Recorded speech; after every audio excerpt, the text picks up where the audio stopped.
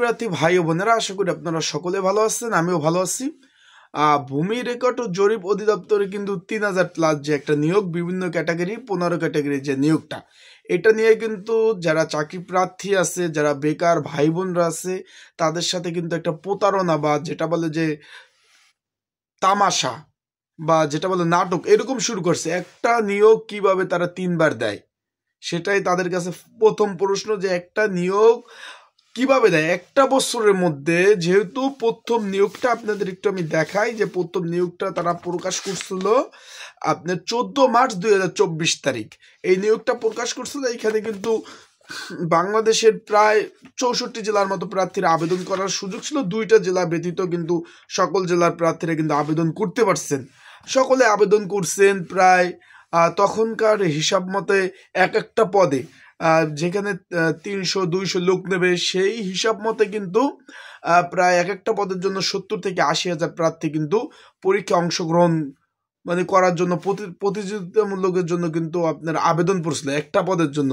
সেই হিসাবে প্রায় আনুমানিক প্রায় 15 লক্ষর অধিক কিন্তু আবেদন পড়ছে প্রথম নিয়োগ। সেইটা সংশোধন করে সেই নিয়োগটা আবার আমি দেখাই, সেই নিয়োগটা আবার আপনার 2 অক্টোবর কিন্তু প্রকাশ করছে। সেইখানে আবার তারা নিয়োগটা প্রকাশ করে কি বলছে, যে সকল প্রার্থীরা আবেদন করতে পারবে। এটা শুধু শুধু ফাও কোনো কারণ ছাড়া এই সংশোধনীয় নিয়োগ বিজ্ঞপ্তিটা প্রকাশ করলো।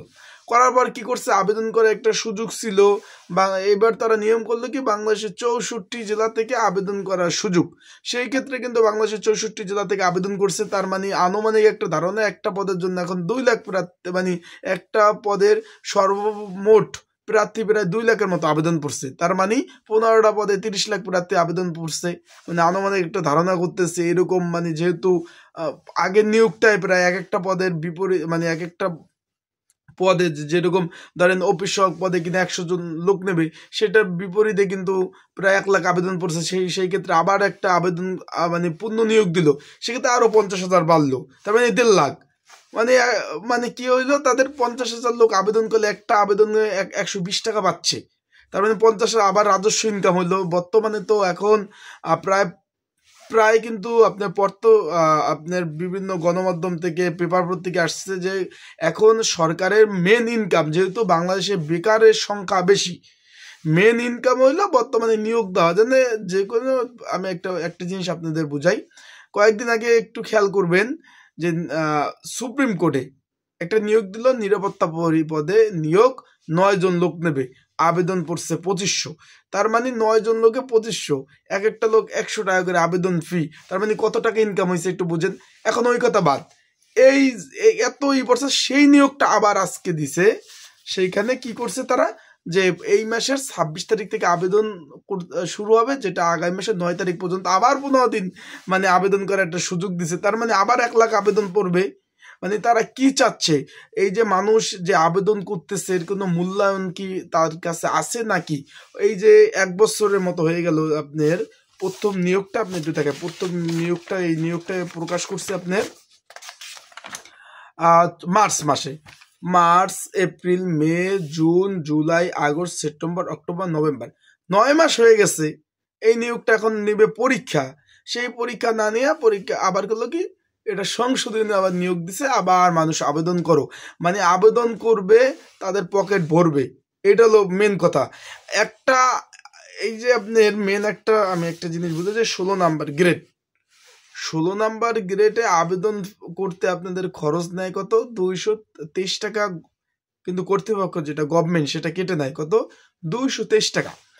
223 টাকা নিলে তার আপনি যদি কম্পিউটার দোকান থেকে আবেদন করেন আরো 100 টাকা তাদের দিতে হয়, মোটামুটি ধরে 300 টাকা আবেদন ফি কিন্তু কাটে আপনাদের। এখন 223 টাকা তারা আবেদন ফি নেয়। আপনাদের পরীক্ষা দিতে কি দেয়, একটা প্রশ্ন ছাপাইতে সর্বোপরি 5 টাকা খরচ হয়, এর উপরে কিন্তু 1 টাকাও খরচ হয় না। আর আপনার 10 টাকার একটা কাগজ দেয়, 15 টাকা খরচ হয় আপনার পিছনে 15 টাকা খরচ হয়। আপনার কি করে তারা, 223 টাকা আপনারা দিচ্ছেন, এটা পিছনে আবেদন ফিও কমায় না। আর একটা নিয়োগের পরীক্ষা নিয়ে টাকা নিয়ে তোকে ফিসিবিলিল্লাহ দেয় বা টাকা তোদের দিয়ে দেয়, এটা অন্য হিসাব। তা পরীক্ষাগুলো তো সময় মতো নেবে। একটা নিয়োগ প্রথম, দ্বিতীয়, তৃতীয় 3বার কিভাবে সংশোধন করে একটা নিয়োগ দেয়, খালি আর তারা কারকে নিয়োগ দেয়, আবেদন করে আবার ওই নিয়োগটা আবার সংশোধন করে দেয়, আবার দেয়, আবার নিয়োগটা আবার সংশোধন করে দেয়। মানে পরীক্ষা দেওয়ার কোনো নাম নাই। পরীক্ষা যে নিবে, যা ধরেন আমি আবেদন করছি, আমি পরীক্ষাটা দিব, প্রিপারেশন প্রস্তুতি দেই, মানুষের একবারে ধৈর্য সীমা, মানে যেটা আমার ঠান্ডা লাগছে, কথা বলতে পারতেছি না, মানে মানুষের যে একটা ধৈর্য একটা সীমা সেটা কিন্তু অতিক্রম হয়ে গেছে। 1 বছর হয়ে গেছে আপনারা পরীক্ষা নেবেন না, একটা মানে কি এখন এই বিষয় এখন আন্দোলন করতে হবে, যেরকম আন্দোলন ঠান্ডা লাগছে ভাই, আন্দোলন ছাড়া কিন্তু বর্তমানে কোনো কিছু হচ্ছে না। সেই বিষয়ে আন্দোলন ছাড়া আমার মনে হয় না সরকারি চাকরির পরীক্ষা আপনারা দিতে পারবেন, আমার ধারণা করতেছি। ওদের মাথায় কি গোবর না বিবেক বুদ্ধি বলতে যে ওদের কিছু আছে, আমার মনে হয় না।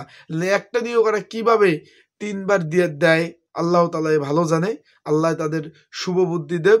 আর অবশ্যই যারা প্রিপারেশন প্রস্তুতি নিতেছেন, ভালোভাবে প্রিপারেশন প্রস্তুতি নেন, পড়াশোনা করেন, আর কিছু করার নাই ভাই, কিছু বলা নাই। 3 দিন আগেও কিন্তু আমি একটা ভিডিও দিয়েছি যে সংসদীয় নিয়োগ আসতে পারে কিনা, আমি কিন্তু বলছি আসতে পারে, আবার বাংলাদেশ, আমি কিন্তু বলছিলাম যে নাও আসতে পারে, কিন্তু বাংলাদেশ, এটা বাংলাদেশ আসার সম্ভাবনাও আছে, তাই দিয়ে দিচ্ছে। এখন কিছু করার নাই। যারা আমার কাছ থেকে সাজেশনগুলো নিছেন ওইগুলাই পড়েন, আপডেট যারা নিছেন ওইগুলাই পড়তে থাকেন। আর যাদের সাজেশন লাগবে অবশ্যই স্ক্রিনের উপরে নাম্বারে যোগাযোগ করবেন। ঘরে বসে যদি যারা নতুন যারা আছেন তারা যদি আবেদন করতে চান চলমান সরকারি চাকরিগুলার, অবশ্যই এই নাম্বারে যোগাযোগ করতে পারেন, আমার সাথে যোগাযোগ করে আপনারা আবেদনগুলো করতে পারবেন। আশা করি বুঝতে পারছেন। সবাই ভালো থাকুন, সুস্থ থাকুন, চোখ রাখুন আমার ইউটিউব চ্যানেলে, ফেসবুক পেজে। আসসালামু আলাইকুম।